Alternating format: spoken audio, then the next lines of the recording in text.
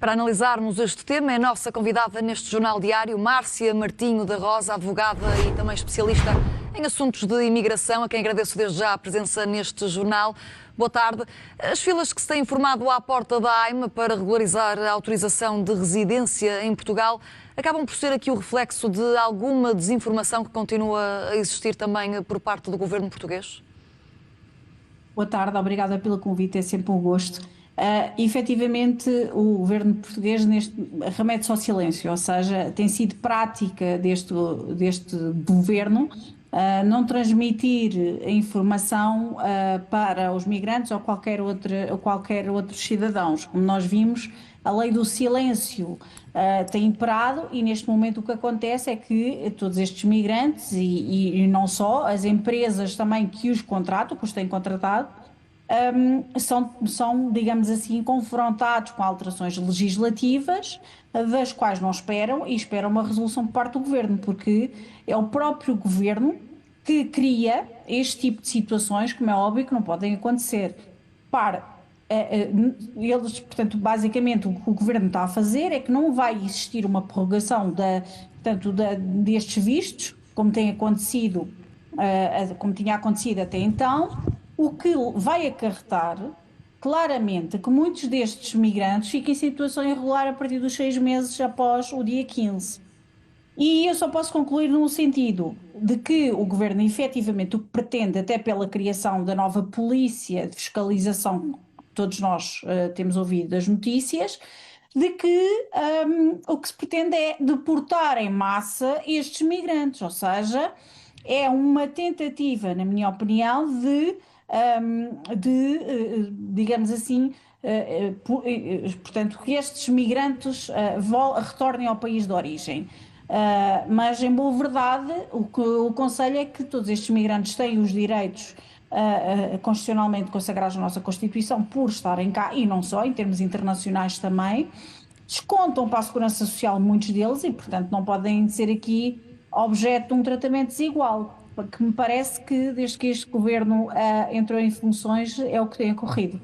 Exatamente, Márcia. Esta lei da nacionalidade, por exemplo, o prazo de 7 anos com residência legal para que possa ser obtida a cidadania, há aqui mudanças também que pretendem que o prazo seja equiparado a cidadãos europeus e a provenientes da CPLP, enquanto os restantes requerentes acabam por ficar sujeitos a um prazo de 10 anos. Parece-lhe justa esta alteração? Não, de todo. Antes, pelo contrário, eu concordo plenamente com o parecer que vi da Ordem dos Advogados, em que claramente condena este tipo de cidadania como se fosse uma cidadania de segunda destes países terceiros, que não faz qualquer sentido. E, portanto, para mim, viola claramente a Constituição, até porque nós temos o princípio da igualdade dentro da Constituição e também nós estamos, digamos assim, obrigados a cumprir algumas normas internacionais, nomeadamente em termos de direitos humanos, que eu acho que o governo português tem esquecido.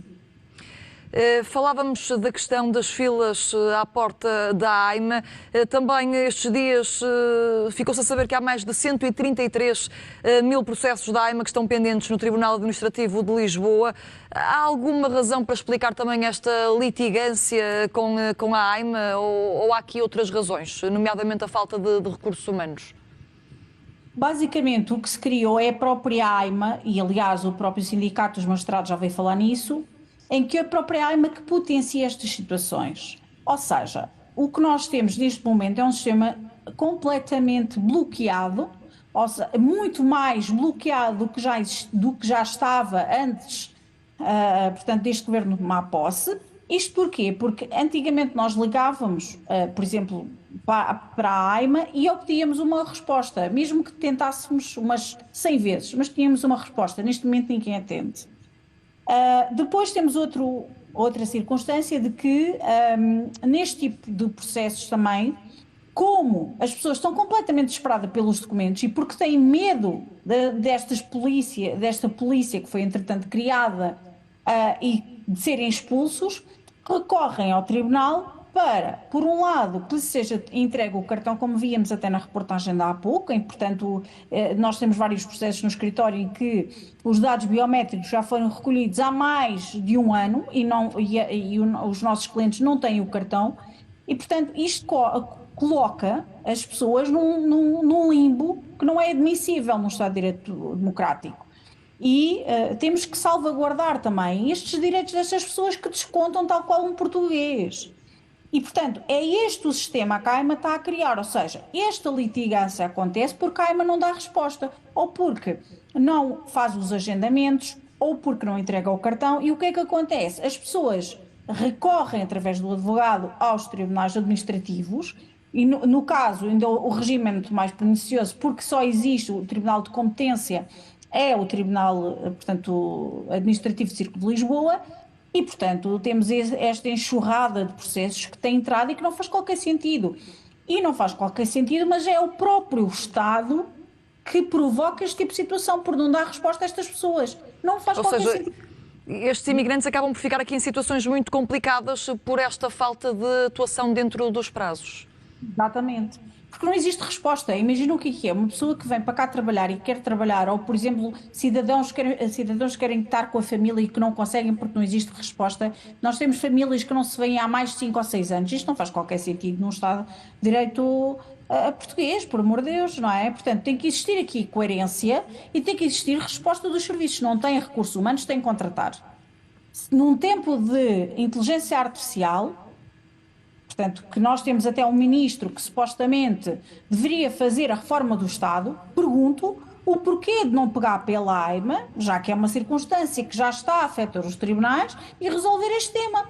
Porque consegue-se resolver com um sistema ágil, que fizesse o cruzamento dos dados, em que existisse transparência nos processos e estas pessoas, estes migrantes, soubessem o estado real dos seus processos. Porque neste momento, eu mesmo como advogada, se quiser saber o estado de um processo, eu não o consigo saber. Aliás, a própria AMA até nem sabe. Repare, numa das notícias que saiu acerca dos processos judiciais, o próprio sindicato dos magistrados refere que a AIMA desconhece sequer o estado daqueles determinados processos e não existe interconexão entre a AIMA e os tribunais. Isto não pode acontecer.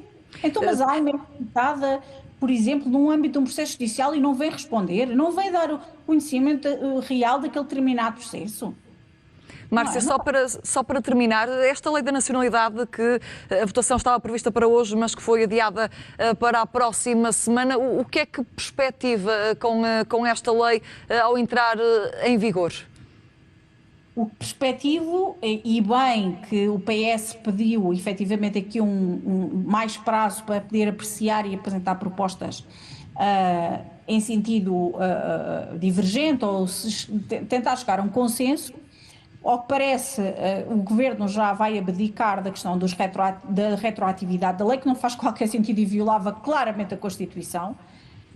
Para mim, entendo que existe portanto, a continuar esta lei claramente é discriminatória, é desproporcional e é violadora de muitos dos princípios consagrados na nossa Constituição. E, portanto, para mim, continua a ser inconstitucional. Márcia Martinho da Rosa, muito obrigada pela sua participação neste Jornal Diário. Desejo do resto de uma boa semana.